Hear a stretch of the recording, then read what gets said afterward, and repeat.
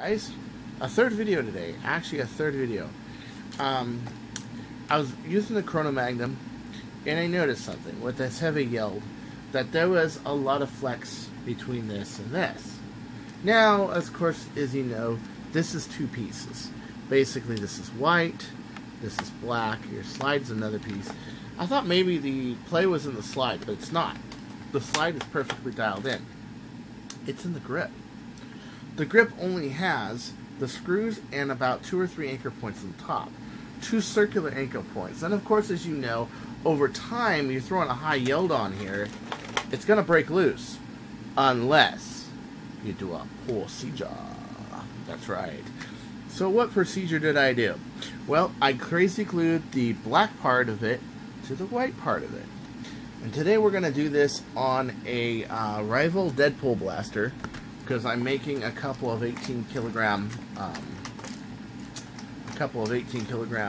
rival pistols with speed hooks and everything. So I already showed you guys a video of this thing shooting outside.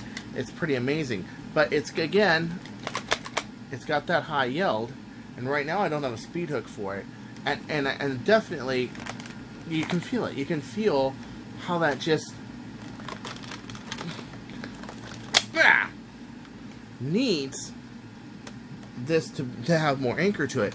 It not only does it steady your shots, it makes it feel more solid, but it also, what it seems to do, it also makes priming a lot easier. So, let's begin, shall we? Oh, I love this thing in 18. For the sake of time, I decided to unscrew the entire blaster. Make it a little easier to do. Oh, it seems I've missed a screw somewhere. Hold on. That's that top one right there. Okay.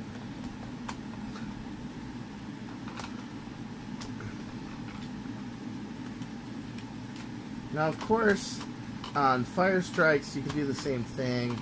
Star Shots, you can do the same thing where you glue them together. It does give you a little bit more. Stability. But on this blaster, they went really thin on the ABS, like really thin. So I'll show you how weak the junction is on this. It's amazingly thin.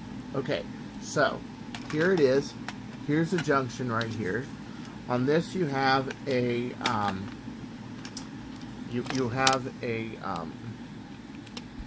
your safety, and you have to take it off.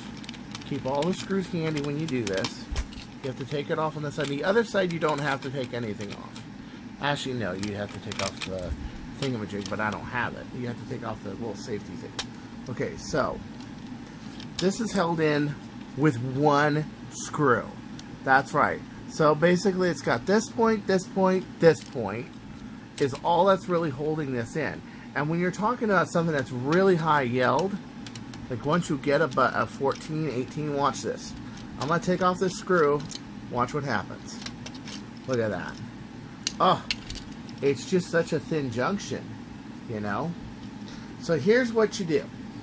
You got to undo your safety. Take out all your bolts because this is going to be quite involved.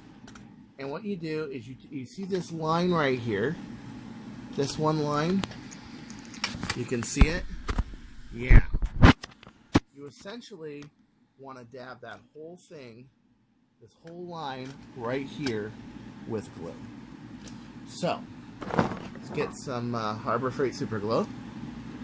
You want to get the front here and this over here. Okay? So, you just want to take a dab of glue over here, and don't get them in the holes. These holes, don't get them in the holes. Just this one line. Put a rail of glue. Then another rail of glue on this little tab back here. See it back there? That tab? Little bit of glue. Don't over drown it. It doesn't need to be drowned. Okay? Then you take this part right here and you put the two back together. As so. Press on it for a little while. Just hold it together for a little while like this. Okay? Hold it down. Blow the layer on it. Then take the screw that was right here. Okay? And if you got a magnetic screwdriver like I do, it helps. Okay. And go ahead and screw that one screw back in. Just screw it in. Just like that. See?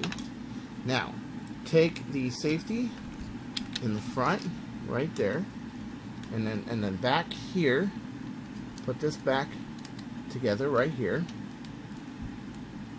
Okay. And screw this back together. See that? Where that little screw is? Like so.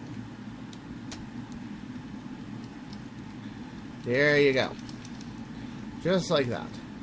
Boom. You cannot rely on, you know, on a blaster like this, you cannot rely on only screws to hold it in. Once you up the yield, you're going beyond the design specifications of the blaster. And even though the Kronos was built very strongly, the shell was not built very strongly. The shell is actually one of the most flimsiest ones I've ever seen. Okay? So at this point, on this side, it's solvent welded. Now, here's what you do on the other side. You take out the little lock, which you should have it taken out anyway. You take out this lock right here. You basically take the whole thing apart and you repeat it on the other side, and you put it all back together. If you want to do something intricate like glue it there, that's fine. But this point tends to drip, so I tend to leave that point alone. See this point right here? And basically what you have when you do that, now let that side dry and do the other side, is you have something that is really, I mean, just really, that is an 18.5 turf. Wow, that's so much easier. That is so much easier to prime now. Whoa, that went through the box and ricocheted. Wow, yeah, that was a silicone tip and it still went through the box. But, okay, anyway, enough bragging about this thing. But you see, it's more solid. And it's heavy. It's got an aluminum scope. It's got an anodized aluminum barrel on it. It's a heavy blaster. I mean, it's not light, and you don't hear any cricking. The one thing I noticed about the Kronos is that you hear all this cricking. And then I looked at it today, and I'm like, dude, you can make that stronger. So by doing this, you're reinforcing the shell with the grip, which is also not a bad idea, because now you're using two pieces of plastic to reinforce the shell. With this either solvent welded, super glued, or whatever, dude, very strong. Why didn't they do this at the factory? Well, very simple. They're just trying to piece it together, and the yield is only for this little dinky piece of shit right here, spring. They really didn't need the strength, but when we're modding, it might actually really help if we do this. So I'm going to do this on the other side, and we're going to try it on the other side of this. I'm going to repeat the whole thing, and we're going to see if the prime helps, even without speed hooks. Okay, so how is this? It's not fully dry yet. Oh, man. That feels so much nicer. You can just feel it. It feels more solid, more balanced. I bounce it like this. I have two screws out of it here, but you can feel it. There's just no... Oh, that is a tough prime, but that is way more solid.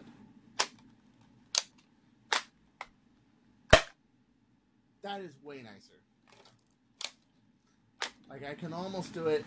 I can do it much easier from the grip now. And before, it just felt too... I had too much flex to it. Now, it's much more solid. This is how, out of the factory, it should have felt. Well, I gotta say it. This is a must-do mod for this blaster. It is. Why? Because most of us are going to mod one of these. And even if we don't, it's still nicer that a pistol feels solid.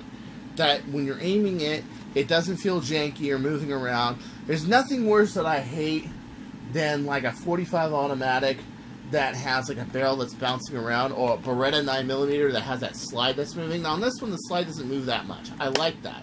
The sights are actually pretty accurate.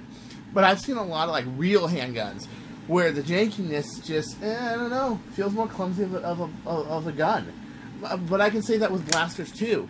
Much better that it does not feel junky, that it actually feels good, that it actually primes the way it's supposed to prime, you know, that you can prime it with your hand from the grip, and it's actually, you know, nice. Yeah.